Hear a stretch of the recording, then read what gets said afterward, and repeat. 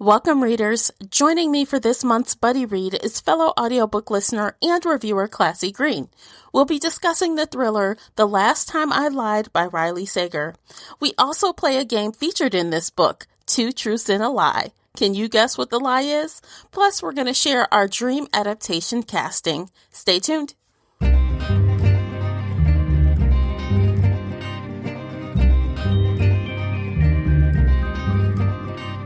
Hey everyone, I am your host, Tamara Ford, and thank you for downloading this week's book chat here on the Shelf Addiction Podcast. Every week we get bookish with roundtable book discussions, 5-minute shelf fights, interviews, and more. Today is another episode of my feature called Buddy Reads. This is where me and a fellow book nerd have a casual conversation about a standalone title.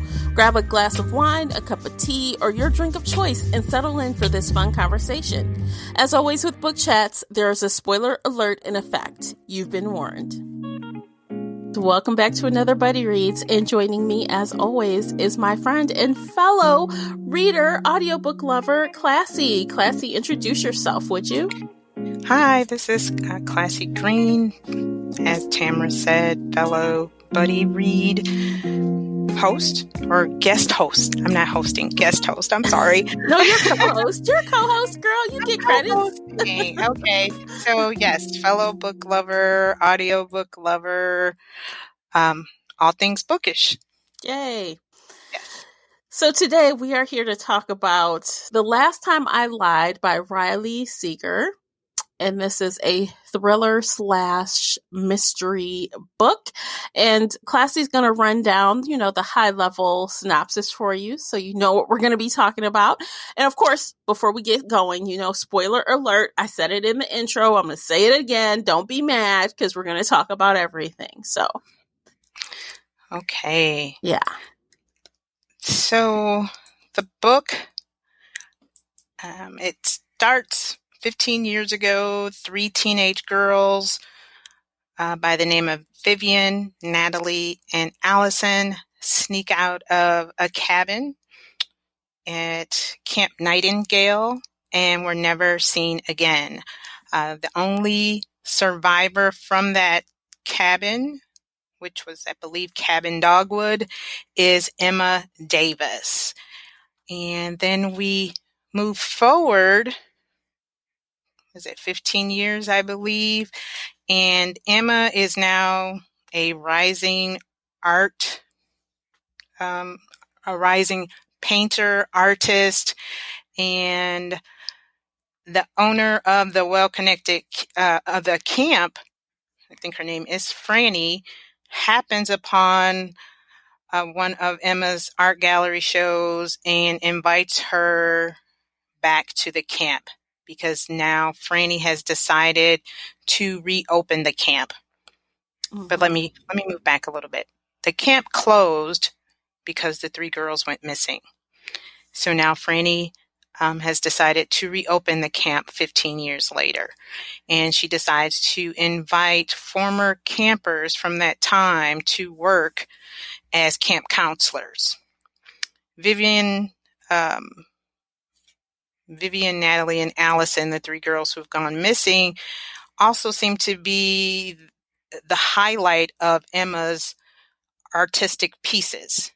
She draws 3 girls in every piece of work she does, but she also hides them. And at first she doesn't want to come back to the camp because she's not sure, but then she decides this might be my opportunity to figure out what happened to the 3 missing girls. I'm not sure how far.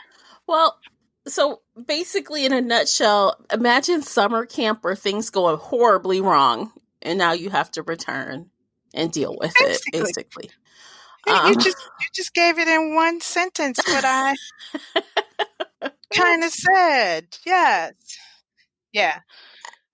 Well, okay, so basically, where should we start? I feel like it was a lot going on. Well, first, I think I could appreciate how the story was told, that it was one point of view and it was just present day and the past. So we kind of got, well, we know what happened now and then. And I think that kind of helped form the story better than staying all the way in now. What do you think about the change of time in the POV? What do you think about that part of it? I did like that. There has been times before where I think we've even read a book before where they would say now and then, and we were just like, no, it didn't work. But in Mm-hmm. this story, it worked really well because it it kind of gave us, it laid out the plot really well because Emma is, and I think this is probably the best way to say it of why the then and now work well because Emma is unreliable. She's an unreliable narrator of the story.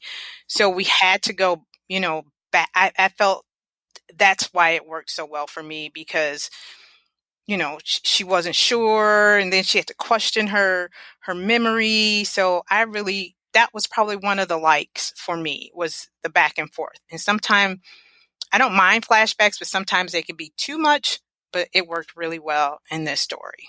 Yeah, I think that Emma, as the protagonist, I feel like she's very well developed over time.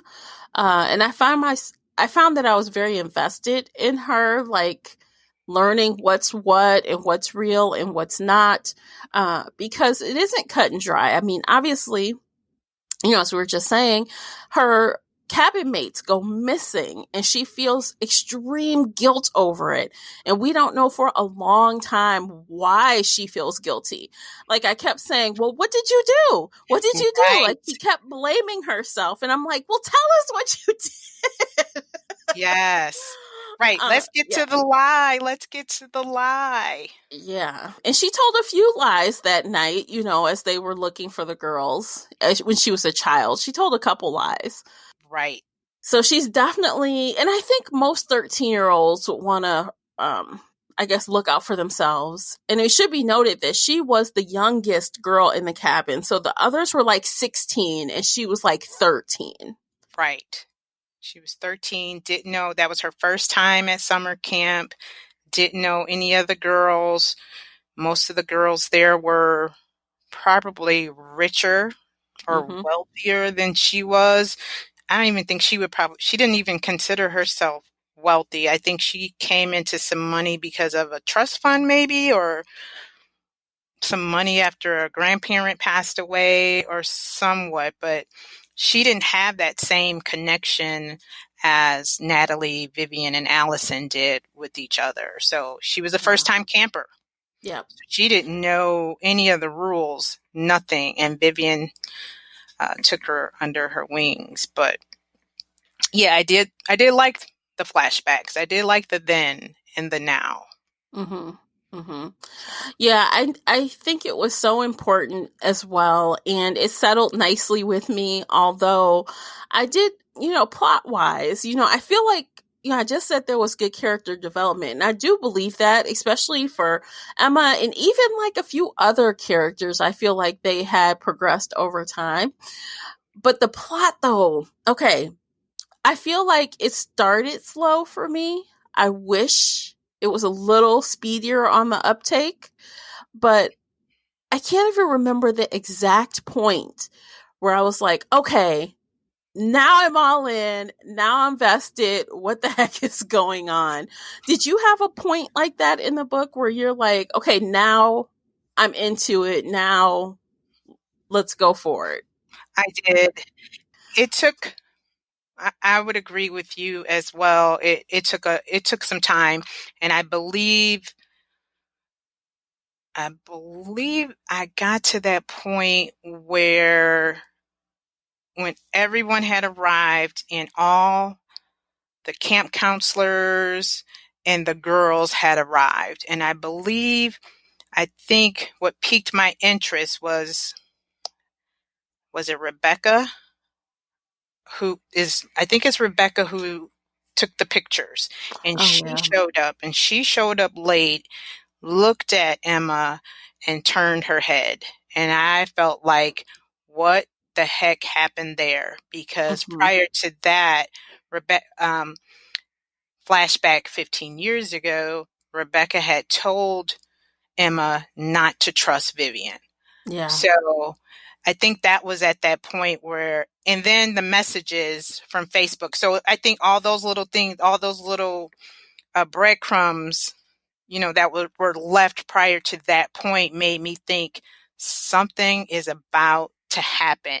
Because, that look when you see somebody, them, but instead of them saying hello or whatever, they give you that stare down like, I know. Mm-hmm. Right. And that's how I felt when I read, listened to that part. I was like, uh-oh, something is about to hit the fan because Rebecca knows something that Emma doesn't know. And Yeah. even Emma felt that turn in her, like, why does she look at me like that? I know she's tired, but she could have at least waved, or, that's how I felt. So that's my point. And even she had some secrets that we find out. Like, we find out that she did know Vivian very well at some point, which she had, Emma had no clue at the point when she was a 13-year-old. She didn't know they knew each other like that. They There were was, like best yeah, friends, weren't they?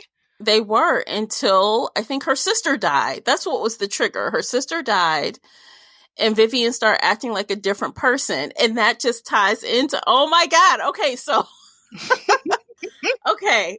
I'm like, okay, for me, I feel like the minute I realized that Vivian was a straight up liar, I'm like, okay, this girl, something is off, something is wrong.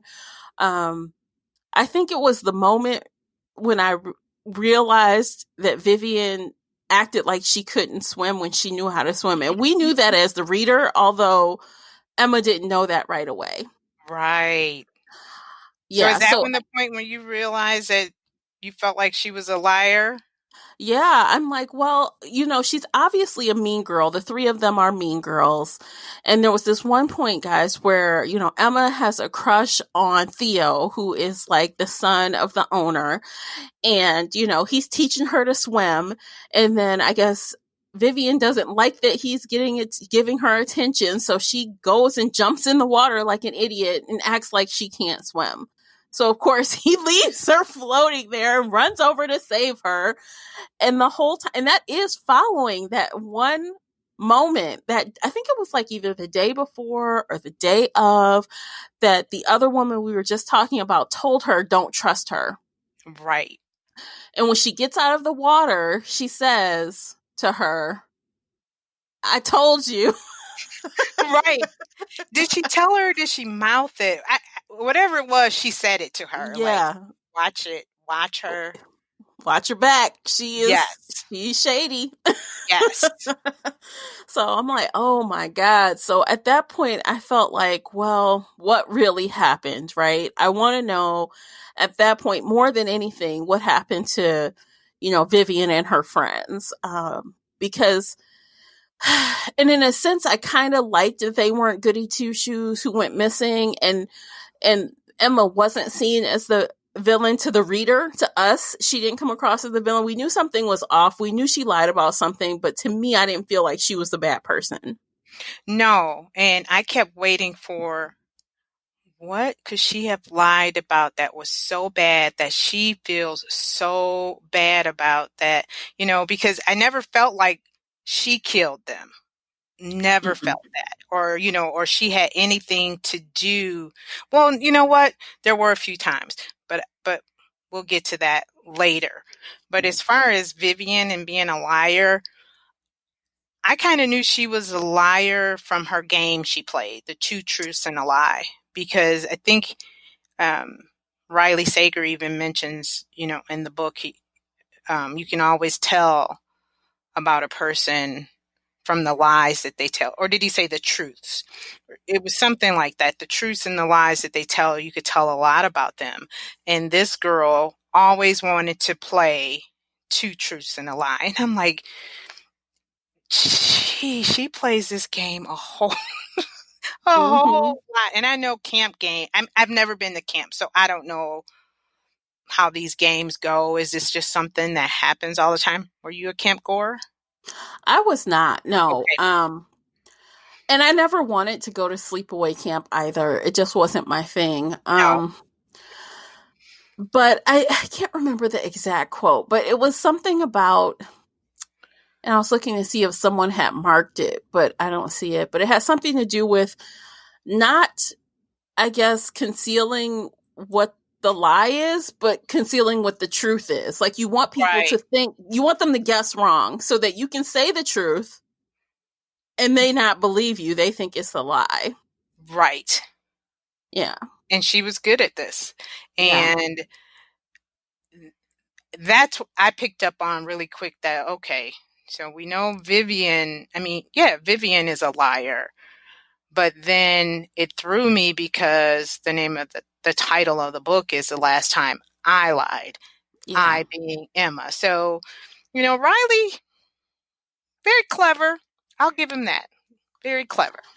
Yeah. And as a man, he sure got into the heads of teenage girls. Like, man, Mean Girls in high school. He nailed it. Like, Yeah.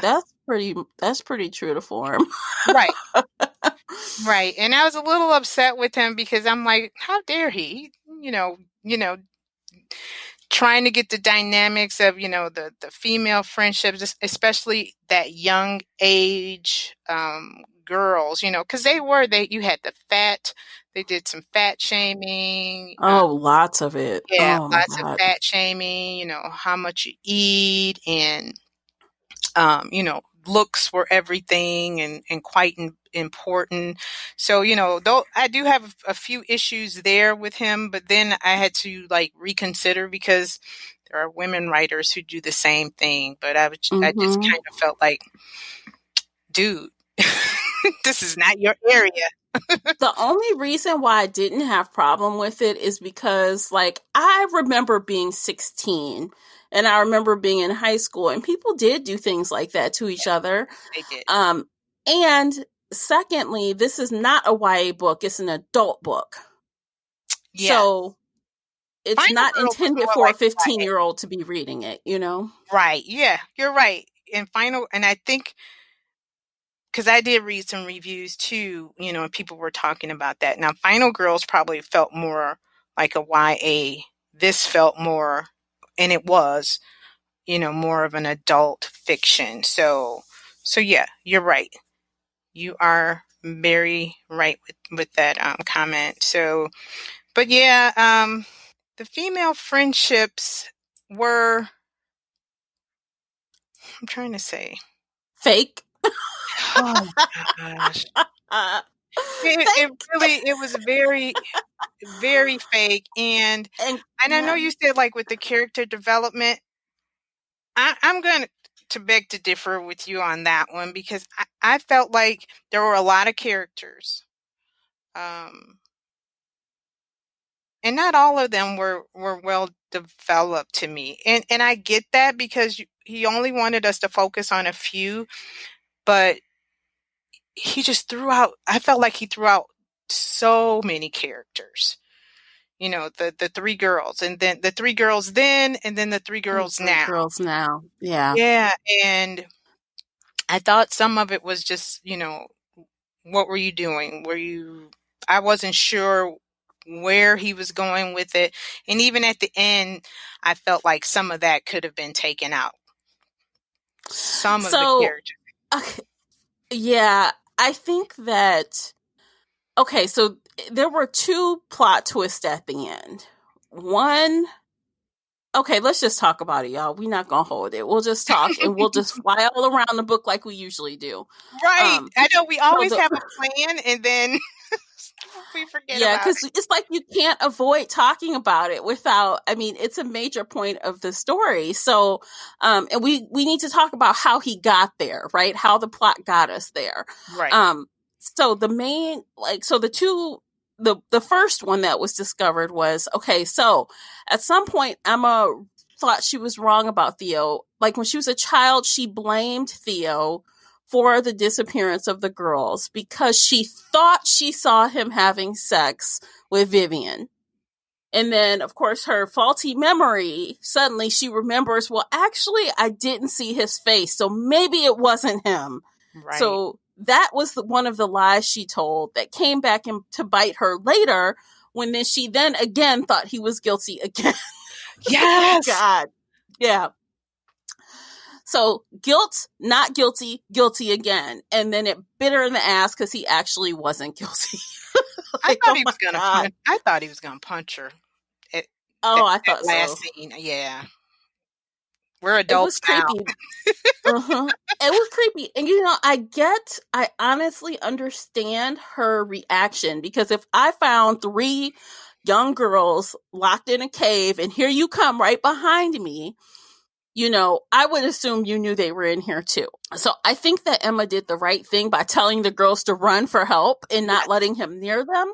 Right. But God, in the midst of trying to run like typical horror style, you run into a stupid cave where you can't see anything. Right. And Right. But wasn't it? Are you saying when Emma ran? Oh, yeah, Emma did ran. she run into a cave, or didn't she like drop into like quicksand? She dropped into a cave, right? No, she ran to the cave. She was inching along the wall. Theo was coming behind her. She was kind of trying to hide against the wall, and then the mud started slipping. That's what it was. And then she slipped down into a cavern. Right. Yeah. And lo and behold, what was down Yeah. there? Oh my gosh. Yeah. Crazy. So plot twist number 2. Okay, so plot twist. Well, actually, I guess there were three. So plot twist was one, we found out it really wasn't, Theo. Plot twist two, we find out it was his brother, Who kidnapped really. not the first 3 girls, but the second 3 The girls. second three girls, because he was angry about what happened 15 years ago, which is weird in itself. Yes. Yeah, he's creepy and just kind of gross, but he didn't know what he was going to do with the girls. He claims he wasn't going to kill them, but I don't know if I believe that because he had no problem trying to knock Emma's ass out, right? He had no Right. problem trying to kill her. That was one So, of my issues. Let me tag that. yeah. Well, we can talk about it before we. Do you Okay. want to talk about it or? Yeah, I did have an issue with that part of the plot. Um, for for one thing, we'll go back, like you said, 15 years ago, the 3 girls went missing. Vivian, Allison, what's the other girl's name? Miranda? No, not Miranda. Natalie. Those Oh 3 yeah, girls went Natalie. missing. And then 15 years now, or 15 years later, the 3 girls that were under Emma's care go missing as well. And Mm-hmm. those 3 girls are Miranda, Sasha, and Crystal. I'm glad you wrote their names down because I'm like, I Yes. don't know their No, and names. you know what? And that was one of my dislikes because the constant naming of those 3 girls drove me bananas. And I understood the reasoning behind it, but I was like, can we use some pronouns? Please, can we use some pronouns? Because, even if he said she, I guess he didn't want the reader maybe to go back, or her to go back and say, okay, are we in now or are we in, then, or 15 years And later? But I felt like that was constantly used. Miranda, Crystal, and Sasha, and then the other yeah. girls. But anyway, so under Emma's care, these 3 girls go missing. So when these 3 Mm-hmm. girls go missing, they call in the police, the helicopters are here, and nobody, you mean to tell me no one wanted to look at that video footage? People knew that there was a camera. No one mentioned, oh, we have a camera right in front of the cabin. That was one of my issues. So then when the girls do go missing and Emma decides to, take the canoe out and look on that other side of the camp and follow the breadcrumbs. And then, like you said, um, she loses Theo by falling. And then here comes Chet to save the day. And Mm-hmm. she sees him with the oar through her phone, and he knocks her over the head.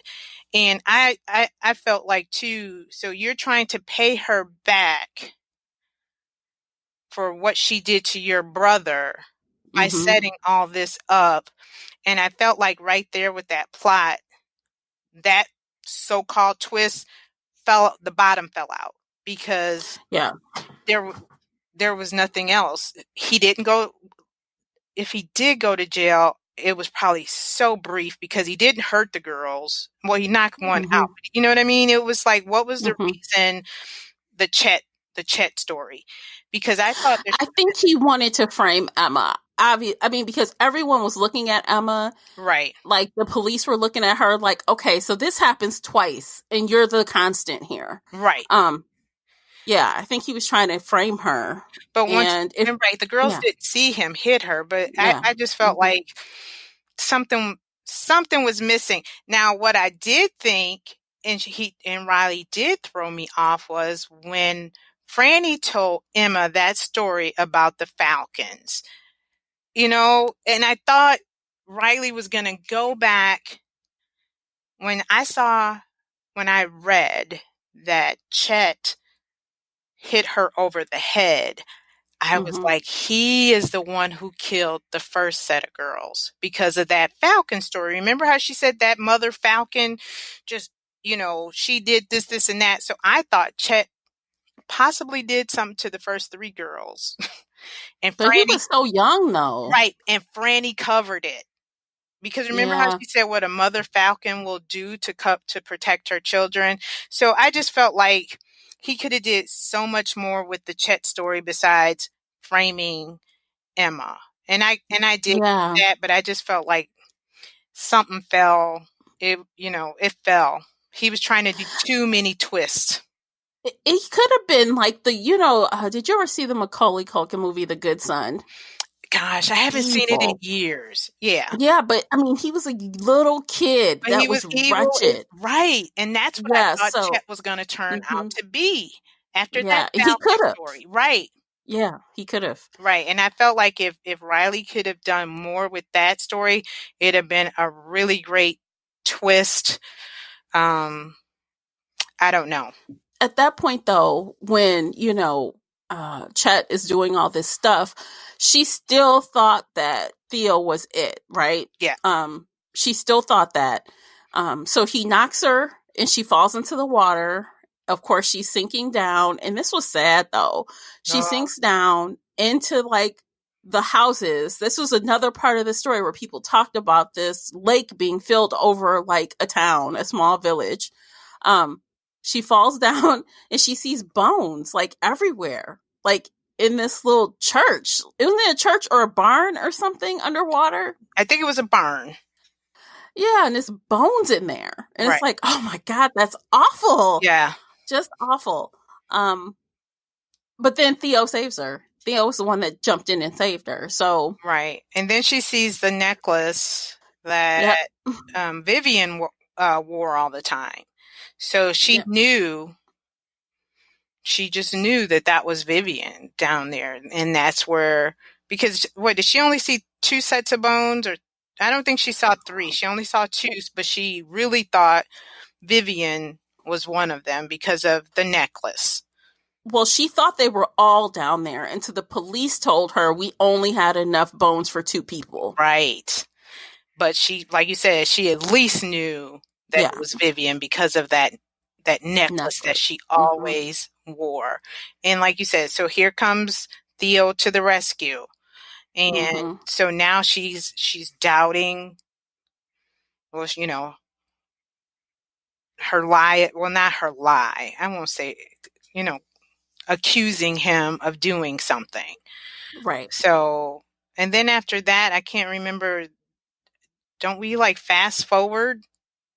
Yeah, so I guess essentially, life goes on. The girls go home, she goes home. Right, They don't find out what happens to Vivian's body. And then we flash forward and she's like, I guess, painting again. And she's in her not a studio, I guess they're having another show or something. right, And some woman is standing there talking about, says something to her. And she looks at her and it's Vivian. right. She recognizes the nose. I Yep. think the hair color is different, but she Mm-hmm. remembers the eyes and the button nose, and I believe the voice. Mm-hmm. Yes. And then, just like any good whodunit, she spills her guts about everything that happens to her. She tells her the whole convoluted story. Right. She's like, what do I have Yeah. to? I have nothing to lose. Yep. Nothing to lose. So, but I think prior to that, no, prior to that, the police tell Emma that the bones belong to only Natalie and Allison. Oh God, Mm-hmm. classy, remember these names. So she said the bones only belong to those two. The hair in the bag, because there was some hair in the bag and some kind of solvent, right? That was used for fake IDs. Am I right? Um, The hair was used for wigs yeah. or something. Some of the hair that was in that bag was used for wigs, and some kind of glue or something or laminating, whatever was used for fake IDs. So Mm-hmm. that was how Emma basically knew that Vivian faked her death. And but we weren't sure how the two girls She made died. some big assumptions because she didn't know. She made some big assumptions. Again, right, the same way. Yeah. Again, unreliable, Yeah. unreliable narrator. So yeah, so now we're thinking, and that was the thing too about the story is that Riley did. We think we know just as much as Emma knows as we're listening and reading to this story, and Emma knows nothing basically. And that's how Yeah. I felt like, and I think I had text you, and I'm like, "Oh, I think I figured it out." Yeah. And it was like, "Nope." Then he throws Nope. Ben in there. I'm like, oh. I knew you didn't figure it out. I'm like, oh no, I'm not going to say a I'm word. I like, know she didn't "Oh because man." I thought I figured it out too. And I was like, oh no, Yes. that's wrong. I thought I figured it out twice and Yeah. totally was wrong. But yeah, so the police tell her that the only two girls survived. And then, like you said, at the art gallery showing, here's Vivian and she tells what really happened. And what really happened, are we going to talk about that? Yeah, let's do it. Okay. So, and you can, of course, stop me if I'm missing something. So, if I remember correctly, because I finished this over a week ago. Okay. So, basically, she finds out that these two chicks harassed her sister and basically made her drowned. Right. Um, I think, yes. right, on the ice, I think did they make her go on the ice and she fell through, or she fell through and the Yeah, girls never went to help her? yeah, they did like they instigated something. Something happened I and her think they got sister her got out drunk. there, Yeah, I think she was drunk or whatever happened, and her sister fell through the ice, and her two best friends did not did move. not. They didn't move not one step. The same as when she faked her own attempted drowning and Right, they didn't move. They right. didn't move. And you know what? That was the thing. Right, because Vivian said however the sister died, she knew her sister would never do anything like that. So she, like you said, she knew that the girls had to have bullied her or forced her or did something for her sister to do that.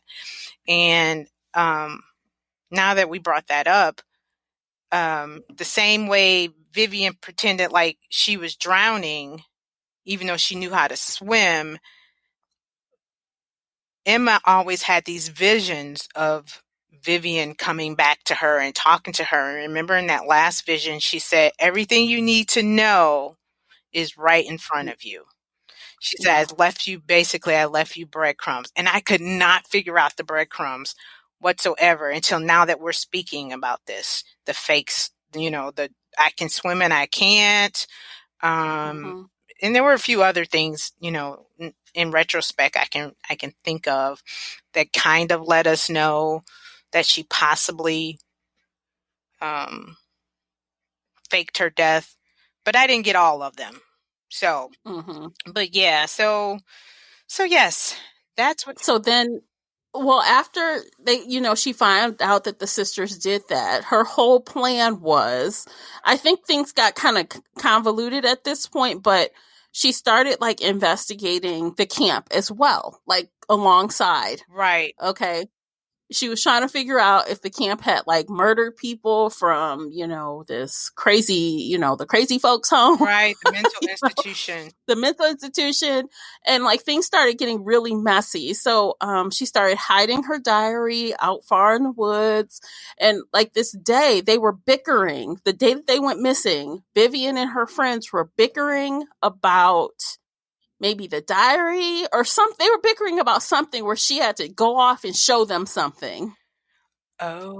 Remember, Well, I remember remember. Emma came and they were arguing and she shut the door on her and said, and that's why Emma was pissed, right? She was Right. pissed because she got shut out and she didn't know what they were doing. And Vivian mentioned that at the end of the story, and she said, when I shut you out, she had played two truths and a lie with the two girls about what happened the night her sister died. Mm-hmm. And she got the truth out of them. Yeah. Right. That's right. Mm-hmm. So they go off, and I don't know if she was trying to show her something she found about the camp. It's something because they didn't want her to come. Vivian didn't want her to come explicitly. Right. And so they left. And so when they left, Vivian killed them. She killed them Yes. and took off. Hit them in the head with the shovel, basically, now that we know Yeah. it was blunt trauma to the head. So yeah, and remember, like, throughout the story, well, not throughout the story, but the more Emma's memory starts coming back to her, the girls came back and she said, I locked them out and I never let them back. I locked them out. And then that was her lie. That was her last lie. Yeah, that was her. She never told anyone. Right, that they knocked on the door and she never. Well, nope, not they. Right. Remember. At first she thought it was they. Yes. But then she realized that Vivian said, come on, Let Emma, me let in. me in. Yes. Like, oh, wow. Yeah. Actually, technically, she might have survived something bad happening to her if she had let her. I mean, if she had let her in, she might have did something to her. You never know. No. That girl is crazy. Yeah, she was. Even, right, because I get the friendship, why she friended Emma, because Emma didn't do anything to her. Her whole goal was, because at first when we read Vivian's diary, now I see why she was hoping she was not going to get another roommate, because she wanted those two girls alone to herself. Yes, because she had plans. Payback for her sister. Yes. Now I realize it. But before that, it was like, nope, don't want a roommate. I was like, wow, why did she want a roommate? So, but they didn't want her anyway because she was so much younger, right? Right. She was also, thinking back, she was 3 years younger than them. So right, she was going to hold them back from whatever they were, doing, because they knew the camp. The woman said that Vivian would just, wander off and do her own thing. So, and I think that was the other part that really got me with the second set of girls, because the girls were almost identical to the first set. And that bugged me. They weren't bratty like the first set, though. They weren't. But, you had, was it Miranda? One was the hot girl, that had attitude, or the alpha female. And the other one was brainy.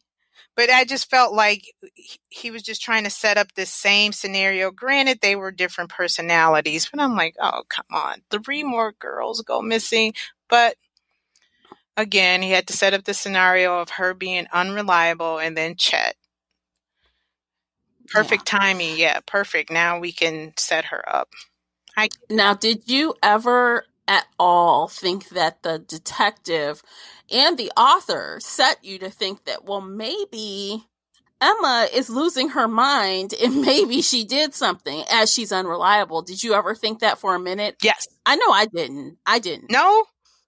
No. At one point, I I'm trying to think, when did I think she lost it? I thought she lost it when she was waiting in the water. And I was like, okay, I knew she was drunk, but was she that drunk? Because why was she Mm-hmm. waiting in the water at whatever Mm-hmm. time in the morning? So that was at one point. Oh, I know what else. The video. When the videotape showed and she came out, what, less than 5 minutes after the girls left the room? Yep. That's when I, But they explained that though. yeah, But that's when you thought that she had done it.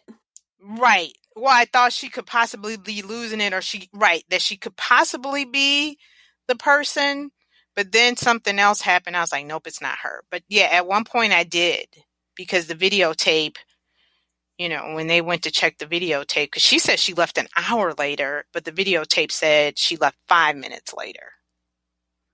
Yeah. But Because I think, well, okay, I remember it a little differently. I remember that she did not know how much time had passed because she was drunk.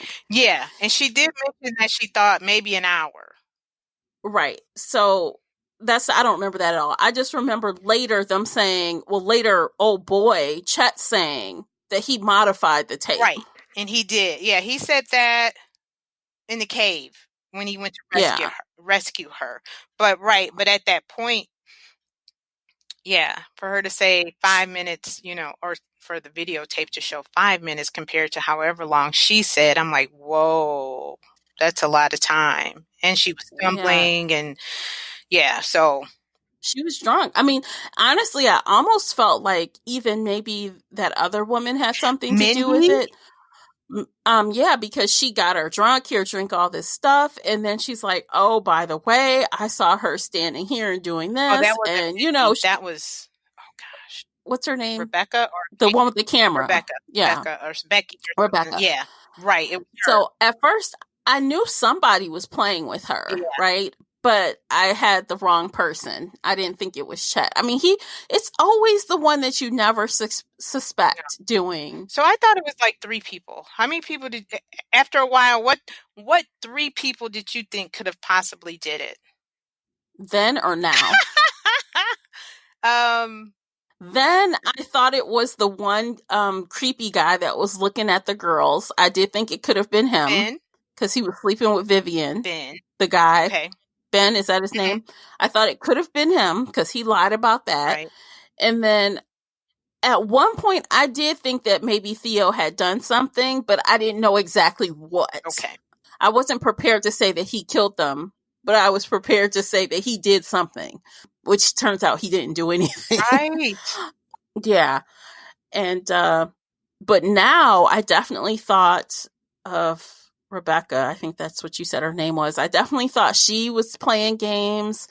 And I also thought that the assistant that, Franny's assistant had done something. Lottie. Yes. I thought maybe she had done something because she was angry about her family working for them or something, but that didn't pan out either. Right.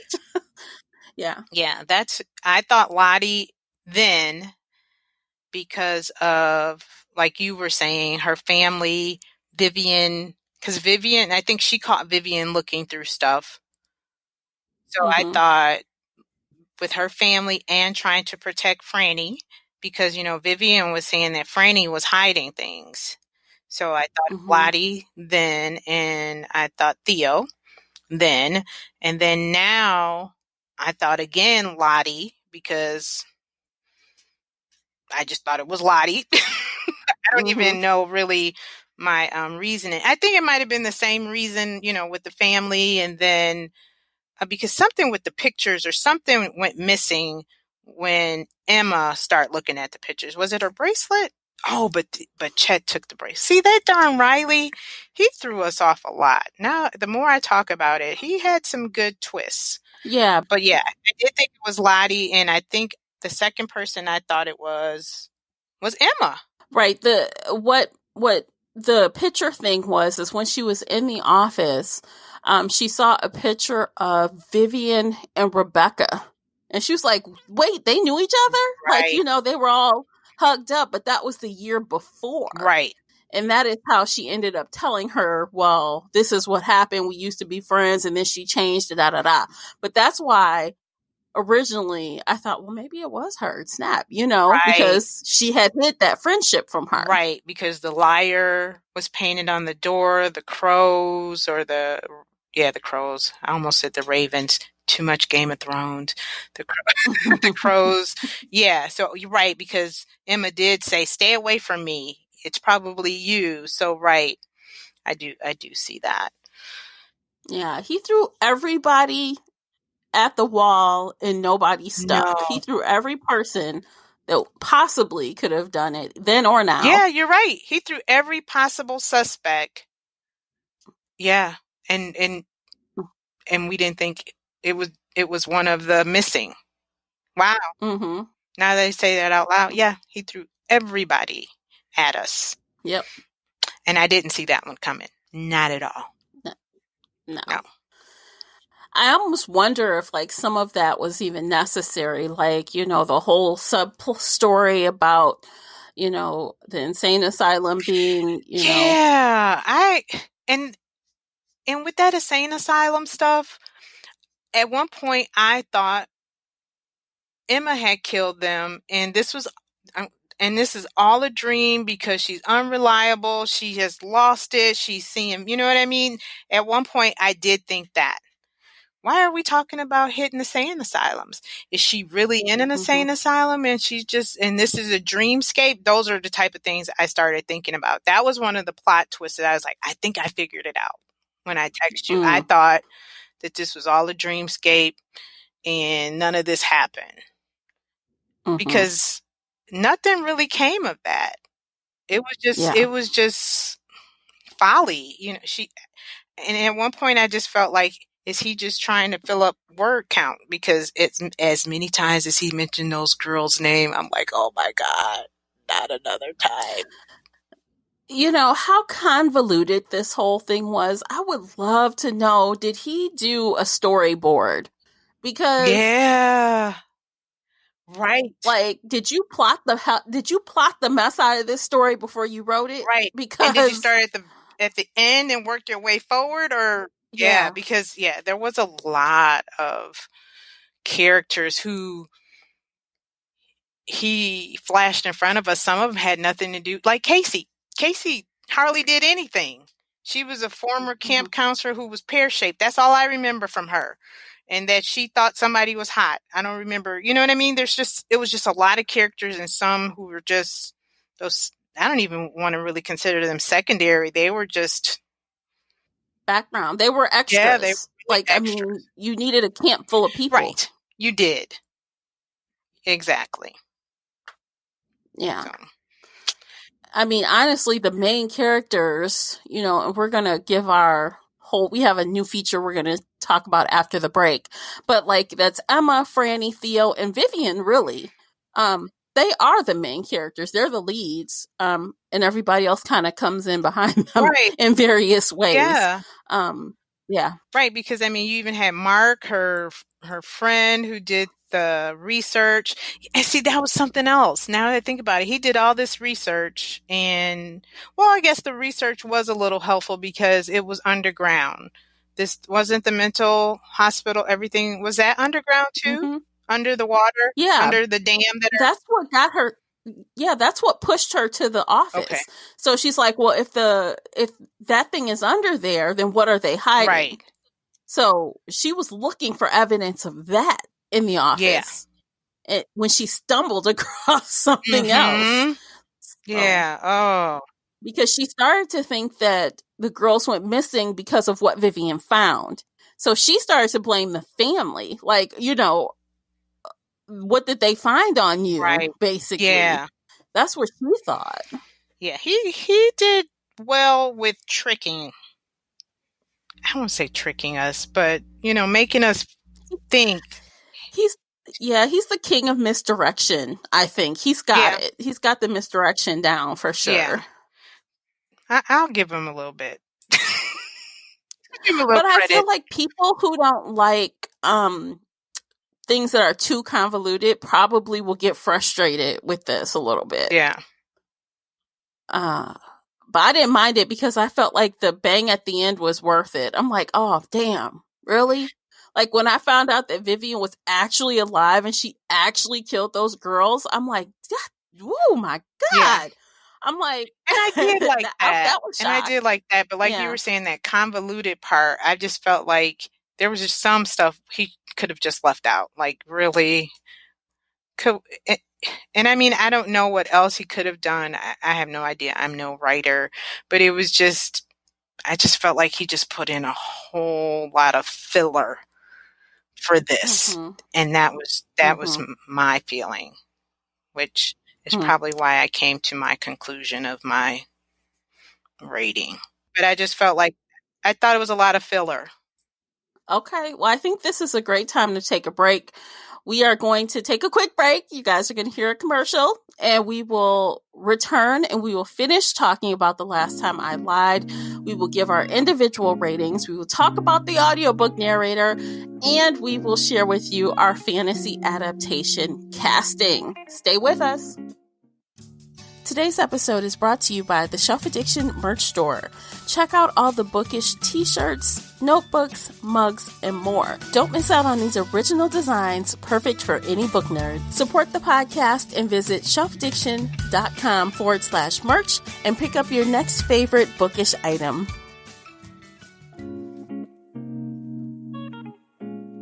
And we're back, guys. We are back. Thanks for hanging in there. We got the last little bit, and I think this is the funnest part. Okay. So, do we want to make final comments before we rate this thing, Classy? Do you have any final comments? Oh, no, we need to talk about the audiobook narrator, Yes, too. let's talk about that, please. Okay, so the narrator was Nicole Zanzarella, I believe. That's how it's pronounced. And this was my first time listening to her. And I liked it. I had to speed it up a little bit, but overall, I was engaged. What did you think of Nicole? I was not engaged. I felt like she was always breathy and on edge. So while listening to the book, I had a hard time figuring out when we got to the climax of the story or when something, and I think that may have played into, like you were saying, when I really got to, oh gosh, something is about to happen. I didn't feel a change in her voice and in the inflection, intonation. I didn't feel that. I felt like she was the same throughout the story. I really couldn't tell the difference in characters. Granted, there were a lot of characters, so I'll give her a pass on that. But I wasn't that engaged with her. No, Really? I felt like I had to rewind a lot. And I didn't at all. Wow. Yeah, we usually align on the narrator, but not this time. Right, we do. But I felt like always breathy and it was just, I just felt like I had to rewind because Yeah. I knew something happened, but not because of her. It was something you know what I mean? She didn't let me know. So what speed did you listen on? I'm curious. 1.25, I believe, or 1.20. Okay. I think I did it on overdrive. So I think overdrive only has 1.20, not 1.25. So I did, speed her up a little bit, and I still could not tell the difference in her voice I think I may have noticed a difference around the cave time, maybe. And maybe that's only because I think I knew something was we were getting to, the climax or the twist of the story. But no, I didn't. Now, see, for me, okay, I felt that obviously we talked about this a little earlier. It is only from Emma's point of view. We get to hear words or, sentences or comments or whatever from other characters as they speak, right? So the narrator gets to speak for other characters, but it's all through Emma's eyes. So you always hear it kind of in Emma's tone. Okay, all right. Although I could still hear a little bit in fluctuations when Theo was talking or Chet was talking, or another guy, or even some of the young girls, I could hear a little bit of change in tone, but nothing that would make me feel like she was like this powerhouse of a character actor. You know what I Right. mean? Nothing like that. But to have that many characters, that's another feat too. Like, how do you remember all of these different Yeah. It was a lot. things for all these It characters? was a Yeah. lot. So you're right. I mean, if she was breathy and just always on edge, I guess that would be Emma's character, who was so-called unreliable and who suffered from schizophrenia form. I think she had like bipolar or something. I think I kind of feel like she might have been misdiagnosed as well. But, that's a whole nother thing. I'm not a doctor. I'm not trying to, diagnose this Right. character. But I don't think that was right. I mean, she was very stressed from that experience. And the fact that she lied made her even more stressed about it. Right. And, things happen. But, back to the narrator. I did enjoy the narrator. I did hear some mouth noises once in a while that kind of distracted me here and there. Hmm. But overall, I had no it wasn't like, oh, I can't, like, I turn this off. I never felt that at all. You're going to make me go back and listen. Mouth noises. Every once in a while. Wow. I have Yeah, heard a just a few little bit. things from another narrator who's done that before. So I do know what you're talking about. Yeah. And that may have been it. Okay.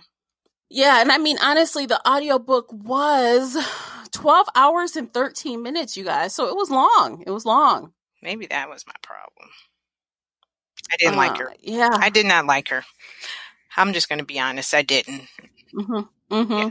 And like you said, we're usually pretty on the money with narrators and books. So I can't wait to hear your rating as well. Okay, so overall, I guess let me just make a couple comments before I rate this thing. Overall, I did like the book. I do think that some of the subplots were overly complicated just to throw us off the scent, which is not necessarily a bad thing, but it can murky the waters to the point where some people would be aggravated and want to throw in the towel. So it's that fine line. Some people, I can see how they would think that the plot was kind of, typical with the whole kids at the, camp thing.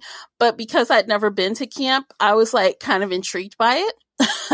and like I enjoyed the narrator, so I would recommend this. If you enjoyed, Riley Sager in the past, then I think you should read this. But if you've never dabbled in him, maybe start with something that people liked better, I guess. But honestly, the ratings are good, so I don't know. That's my 2 cents. I don't. Okay. Do you have any closing comments, Classy, before we rate? My closing comments would be, this is his second book, I believe. So there's not too many other books to read by him except for Final Girls.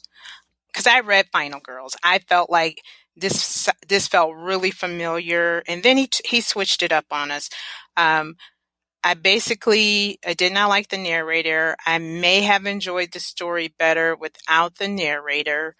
I do feel there were too many subplots. The reveal, I did like how he slowed the reveal or the partial reveal of certain things to throw us off. That was okay, but then it became too much.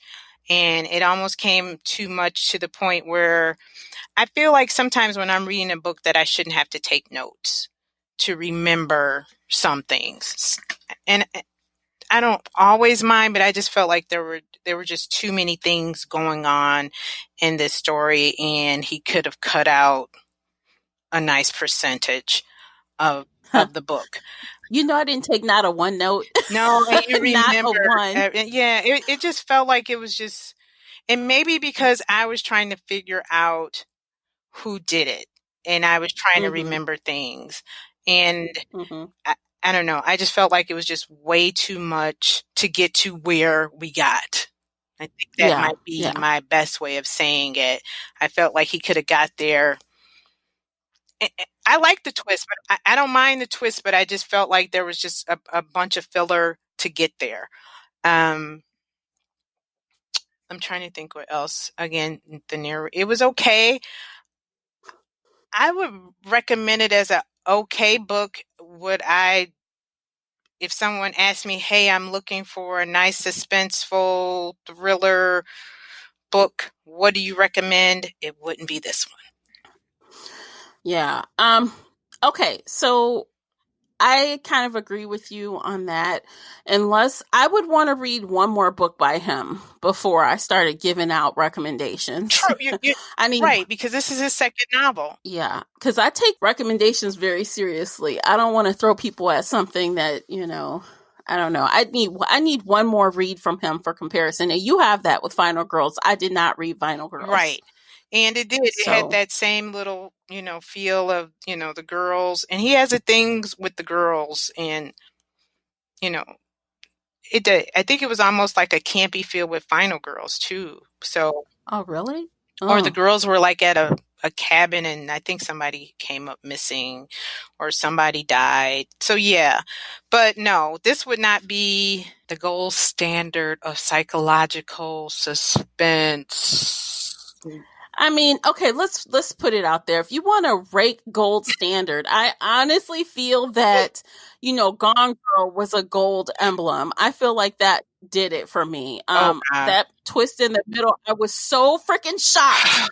I was so stunned. But I gotta be honest though, I have read other books by Gillian Flynn and nothing has measured No, up. So let's not use her as the standard, but that book right. specifically. Gone Girl, and I'm with you too. I've read her other things and she hit the mark with Gone Girl.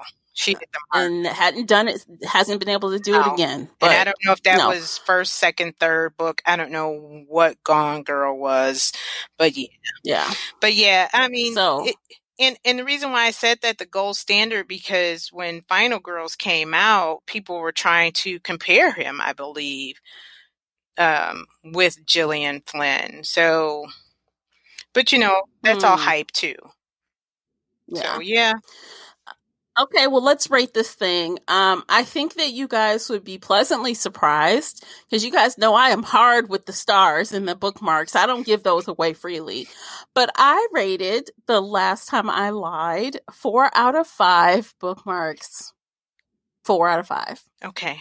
They can't see me. What about you, They can't Classy? see me, but my mouth is open.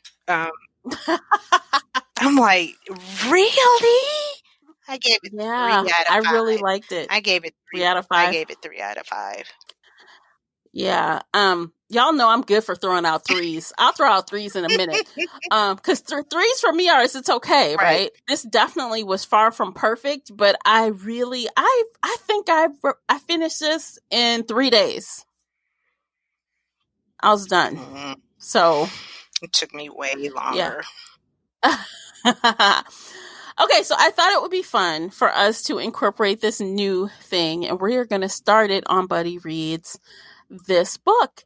So, we love a good adaptation. I love a good adaptation. Some, I could see them making a lot of changes if they made this into a movie or a TV Hold show. on. I thought I What? read that this is being put into a did they say Netflix? I thought I read that. Really? Let me Google. Please. Please do that. Let me And Google. while you're Googling, are we going to do two truths and a lie? Oh my Did God. you get yours together? I Okay, didn't. then we Okay, won't but I do can it then. swing it. I You can can swing swing it. it. I can Okay. try it. Right, because we're in I camp can and you try it. can't, you got to be ready on the Oh spot. my God. Okay, let me think. Let me think for 2 seconds. Okay, you go. You go Okay, are you first. Googling? Is that what you're doing? I thought I read somewhere. Okay, so I'll give you my two truths and a lie. Mm-hmm. I love riding roller coasters. I attended KissCon this year. And number 3, I wanted to be a nun when I was younger. Okay, I know what the lie is. Okay, what's the lie? The roller coaster. Oh, How did you guess? Did I ever tell you I don't like roller coasters? No, you didn't. But I knew, like, I feel like from the books that we've read in the past and the stuff we've talked about as far as religion and books, I believe you would have been a nun. And I know you went to KissCon because I saw you there. Oh gosh, I knew. I said I'll give that one. That's an easy one. Gosh, see, most people think the nun. When I say that, they're like, "You're lying," and I'm like, "No, I did want to be a nun." Oh, okay. I think I got it, and I bet you won't be able to guess. Okay. Okay. Number 1, an ex-boyfriend killed my cat. Number 2, I know how to speed read. Number 3, I've been engaged twice. Boyfriend killed your cat. That is the truth. That is the truth. I know, right? Let's go My find. husband calls him the cat killer. Let's go find him. Yeah. Oh. Oh. Yeah. Okay. Can you guess one more guess? If you can't guess it, Guess what? you lie. You want to guess one more time? Oh crap. Engaged twice. I know Yeah, you that's the speed lie. read. Huh? Yeah, that's the lie. Yeah. I was gonna say I know you can speed read. I remember you told me. Yeah. Yes. Yeah, Yep. I can't find it now, but I thought someone said that this TV show, this book was going to be made into a movie. Oh, let's see. It was like a short Amazon series, like a limited series or something like that, I believe. Let's see. Last time I lie, Amazon limited series. I thought that's what I read. No. Okay, Final Girls. Universal bought the book Oh, rights to Final Girls last year. okay. It's Final That Girl. was his first book. Yeah. Not this one. Somebody said it's been picked up from Amazon. Okay. All right. Well, if that is true, I haven't found it. And all I did was Google Riley Sager and book adaptation, and the stuff that popped up on the first page Okay. was Final Final Girls. Girls. Okay. All right. So I guess So, we can go back to our picks then, because we're making it into yes. a movie. Yes, if we were making our own movie, we have some pretty interesting picks, I think. We can start with Emma. Who do we see as Emma? Classy, you go first. Emma, I saw as Emma Watson. I felt like she could pull off being an artist. I think she would be good young Emma, 28-year-old Emma. So I thought she could play both roles nicely. I do like her. As after I saw your pick, I'm like, yeah, I could see it actually. I could. It's Good. a solid pick. Yay! Yeah. I went with Amber Heard. You Oh, guys know her from, Aquaman and some other stuff she's been in. But I just think she's super cute. I feel like I could see her acting crazy, running around in the woods. hmm.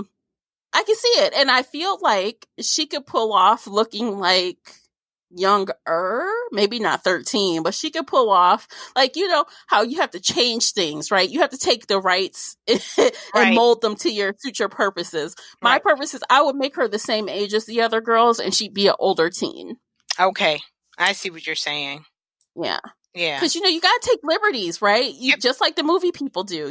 And they do. And they Because there's some do. people I would have never thought would play certain roles, like Christian Yeah. Grey, but I digress. Oh, I know, right? Yeah. No. Yeah. Yeah. All right, let's move on to Theo. Who do you see as Theo? I picked Aaron Taylor Johnson, and he starred in, oh God, let me think. Trying to think some of the movies I remember seeing him in. Was he? Hmm. I can't remember. I'm looking at his face and I don't recognize him. Come on, Missy. I don't. We can Google him right quick. Yep, that's what I'm doing now. Oh, he won a Golden Globe Best Supporting Actor in what? For what? Nocturnal Nocturnal Animals. Oh, Oh, well, I just think he's a gorgeous young man. And he I was picked him also in because, Kick Ass. huh? He was also in Kick Ass, if anybody watched That might that. have been, you know what? I think that's where I remember him from. And that was, you know, some younger years. But I just saw him as being, you know, I just felt like he had like the swimmer body.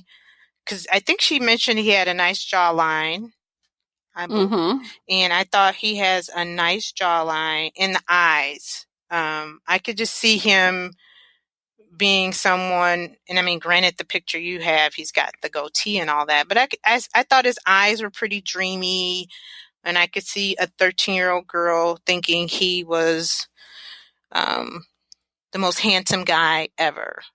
Oh, such a cute pick. See? But I like mine's better. Ah! Let's see who you picked. I picked Nicholas Holt. You guys would know him from X-Men, the new X-Men movies, Warm Bodies. Oh, Uh, yeah, I think like he's definitely got the swimmer's body to me. He's tall and slim, and like when he's clean shaven, he looks really young, yeah, or he he does could have be a really really, old. right. I could see him looking both young and old. He does have a young face. Yeah, he's super cute. I'm like, yeah, him. Okay, I can see that. Could you? Oh, yay. Yeah, I can. I can see that. Okay, so next on the list is Franny, old lady Franny, who's dying of cancer. Oh Okay. gosh. I picked Jessica Lange because I've seen this woman play so many roles. I think she's very versatile I could see her being, you know, the young Franny and being in her camper outfit and then progressing, you know, 15 years later with cancer and um now you know what I think about it. Oh no. I think she's too abrasive. Like every time I Really? think of her, I think I have drawn her like a line to American Horror Story. Oh, And see, that's why. yeah. Okay, so you guys are used to her in that role. And so, I mean, I feel like Franny is really this little old lady that's really not trying to hurt anybody. She's really doing what she thinks is best. And I just can't see Jessica Lange. I think she would be like somebody that's snarky and deceitful and bitchy. Oh, see, And I I don't took see it. liberties here, ma'am. I took liberties. Yeah. All I could see, you know, and I went with more of her face, hmm probably than I did of um anything else. Probably was, you know, her face. And I forgot she was in American Horror Story. So I didn't, yeah, I'm sorry. Mm. Hmm. Well, nice try. But some people might agree with you. Some people might. Right. I picked a lesser known actress, but when you see her face, you know her. And that is Veronica Cartwright. And for some reason, when I was like Googling old women, basically, that sounds really creepy, but you know what I'm saying. Mm. Um, I'm like, I can see her like in a wheelchair being carted around and like, picking out art and trying to persuade Emma to come. I just could see her doing that. And you guys would know her most recently. She was a fortune teller in Chilling Adventures of Sabrina, one of this season's episodes. I think it was episode 15, chapter 15. I don't know what episode that comes out to be, but she was this little old fortune teller who just seemed so harmless, but Oh, see, I never she was watched also in Supernatural, and she pops up here and there. Like she's not a powerhouse by any means. She's maybe a C-lister, but she just pops up in different shows, onesie twosies. That's how she does. But Okay. look at the photo on the attached blog post and tell me if you think that looks like our girl. I Okay. don't know. Um, No, did you see her photo? I do. But I'm like, Yeah, you're like, nah. eh, Do you think we both kind of missed on Franny? maybe a little bit. But Yeah. I can kind of see yours. And see, I think you just, yeah, I can kind of see her. But I'm like, at first Yes. I almost picked, you know who I almost picked first was Susan Sarandon. Oh yeah, I could see that Yeah, too. I almost picked Susan Sarandon at first. But anyway, okay. Okay, and then finally, the oh so devious and mean girl Vivian. Who did you pick for that? I picked Jamie Marie Comer, and she stars in Killing Eve. She is the Mm-hmm. assassin from Killing Eve, blonde young lady. She also starred in, is it Dr. Foster? Um, and she's in Dr. Foster. She plays the young lady. Well, she's a young girl at the time who has an affair with Dr. Foster's husband. Um, Mm. so she's, I think she would be a nice Vivian, young, attractive, who could seduce Ben and get what she wanted to, so I think she would be a great Vivian. Yeah, I did like your pick there. I did. Yeah. I'm like, oh man, I didn't even think of her. Have you seen her But in any movies? not movies, but I've seen her in Killing Yeah, Eve. But in that movie, yeah, in that show, she's definitely older. But I guess if you strip back and you take away the accents and if she's able to pull off an American accent. Yeah, right. Because I know I think it's Dr. Foster, and that's on a Netflix show.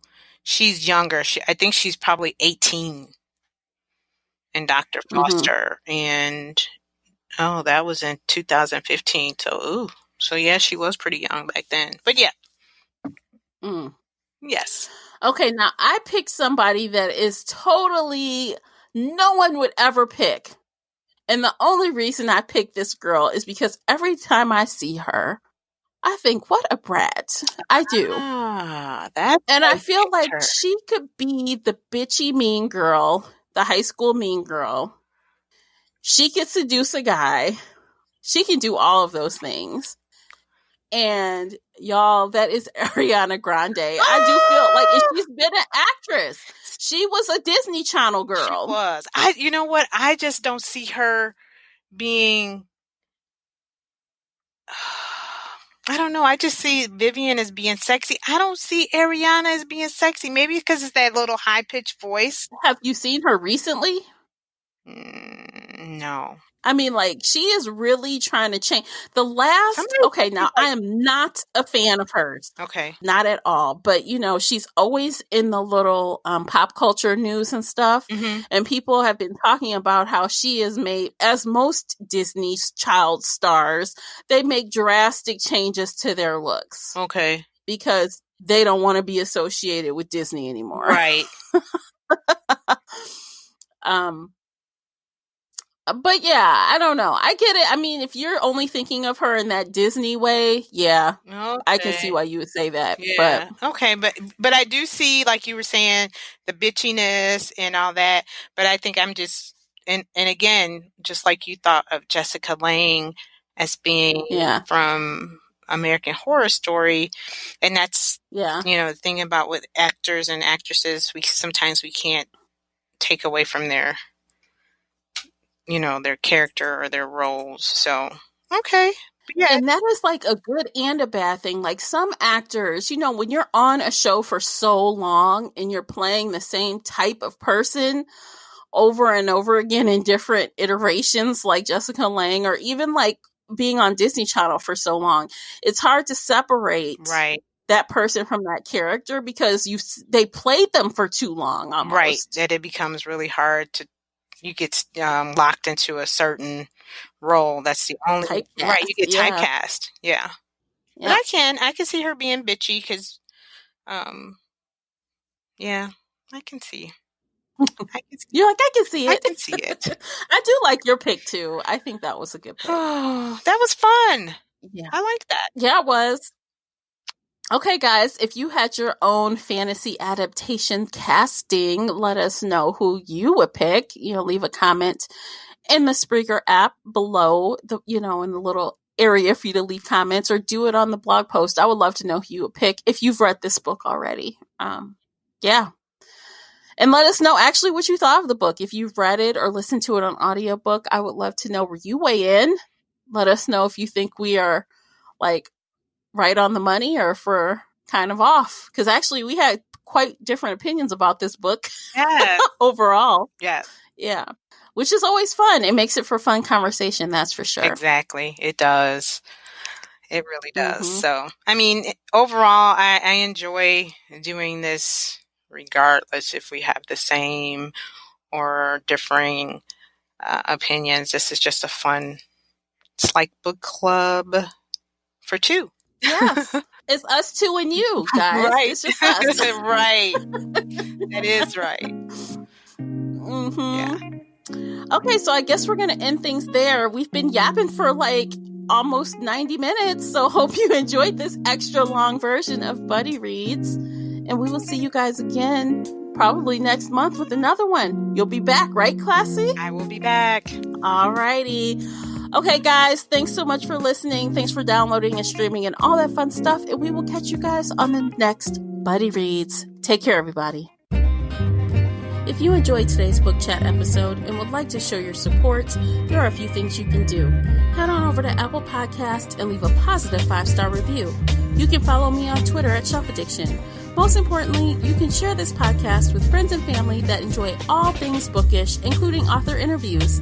Thank you for listening, and until next time, happy reading.